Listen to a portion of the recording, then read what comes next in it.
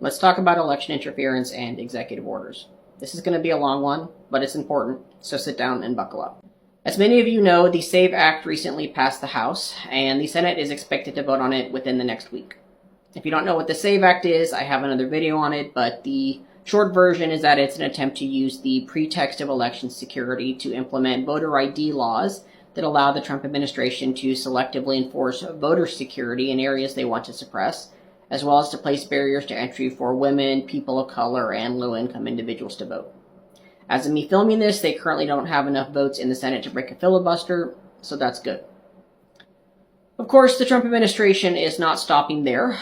According to a recent article by the Washington Post, Trump and his team are circulating a legal draft of an executive order intended to use the specter of foreign election interference as an excuse for Trump to declare a national security emergency and twist the wording of several laws that give the president emergency powers in order for him to basically block any use of electronic voting machines or mail-in voting in future elections, as well as to require all voters to re-register before the next election with proof of citizenship. To say this would be the worst threat to democracy the U.S. has ever faced is no understatement. For a legislative body like Congress to pass the SAVE Act is bad enough, but for the president to do the same thing by executive order, unilaterally controlling the very process that gives them power, is nothing short of autocracy and cannot be allowed to happen in the United States. Now, we don't have the actual draft being circulated, but we do have some information on it from the Washington Post, as well as from one of Trump's lawyers who is behind the draft, Peter Ticktin, who shared a memo about it on Democracy Docket explaining part of the reasoning. Here's what we know. First, the draft cites at least 4 laws that give the president special powers during an emergency. The Defense Production Act of 1950, the National Emergencies Act of 1976, the Federal Information Security Modernization Act of 2014, and the International Emergency Economic Powers Act of 1977, which you may recall is the same act involved in the recent tariff strike down by the Supreme Court. Second, the draft interprets certain parts of those laws that allow the president to declare a national emergency to address election interference much more broadly than those laws actually allow, which is to basically say that there is very strong and specific evidence required for election interference to be used as an excuse, not just the blatant statements the Trump administration is making that have already been disproven multiple times in courts, including in courts in Republican areas with Trump-appointed judges. As a side note, I wouldn't be surprised if certain foreign countries are allowed to create some pretext for election interference in the next few months so that the Trump administration can point to that as justification, so that's something to keep an eye out for.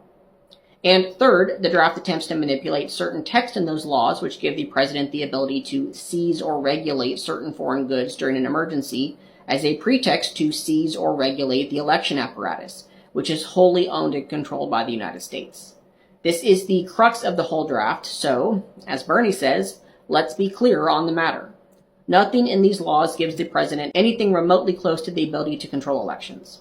In fact, the text of at least one of the laws, the IEEPA, specifically excludes postal communications such as the mail-in ballots from things the president can regulate. And in all cases, the regulatory power granted to the president is directed outward to the foreign entity, not inward, and in many cases explicitly requires armed hostilities, aka war, for the powers to activate. Which, on another note, makes it very interesting that the Trump administration is about to start a war in Iran.